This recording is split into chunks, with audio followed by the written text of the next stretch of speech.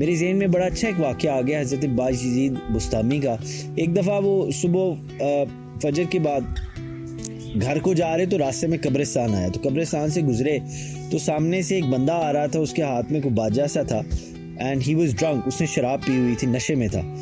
تو صبح کا وقت وہ باجا بجاتا ہوا قبرستان میں سے گزر رہا۔ حضرت باز یزید بستامی نے اس کو کہا کہ بھائی یہ قبرستان ہے، یہاں اس طرح باجا نہیں بجاتے۔ اب وہ نشے میں تھا، اس کو پتہ نہیں تھا، اس نے باجا پکڑ کے حضرت باز یزید بستامی کے سر پہ مارا اور وہ باجا ٹوٹ گیا۔ وہ بندہ اسی نشے کی حالت میں چلا گیا۔ باز یزید بستامی نے باجا وہاں سے اٹھایا اور گھر پہنچ گئے۔ گھر پہنچے تو خادم کو بلایا، اس کو باجا پکڑایا اور کچھ پیسے دیے اور کہا کہ جا کے کچھ دیر بعد فلاں بندہ ہے، فلاں گھر ہے، وہاں جا کے نا اس کا باجا بھی اس کو دو، اس سے معذرت بھی کرو میری طرف سے کہ باز یزید بستامی فرما رہے ہیں، کہہ رہے ہیں کہ میری وجہ سے تمہارا باجا ٹوٹ گیا، اور اس کو اس کے پیسے بھی دے آؤ جو اس کے باجا ٹوٹنے کے پیسے تھے۔ بہرحال خادم نے حکم کی تعمیل کی، چلا گیا۔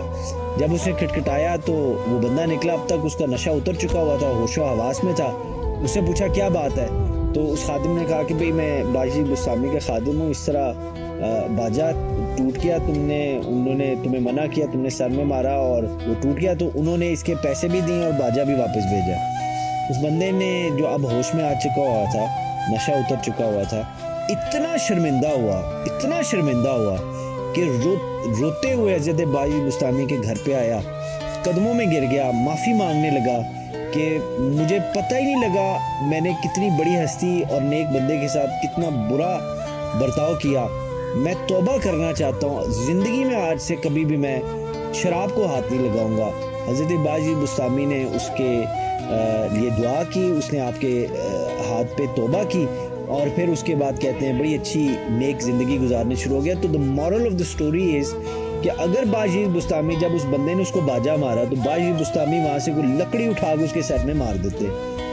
یا کوئی ریٹیلیٹ کر دیتے تو ایک بندہ اللہ کی بارگاہ میں توبہ کرنے سے محروم ہو جاتا۔ یعنی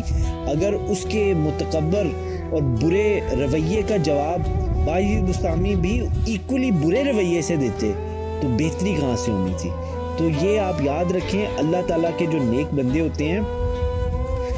جو تقوی والے بندے ہوتے ہیں، اور اللہ تعالیٰ نے سب کے اندر اچھائی رکھی ہوئی ہے، یہ جو بندے ہوتے ہیں یہ ہمیشہ برائی کا مقابلہ اچھائی کے ساتھ کرتے ہیں۔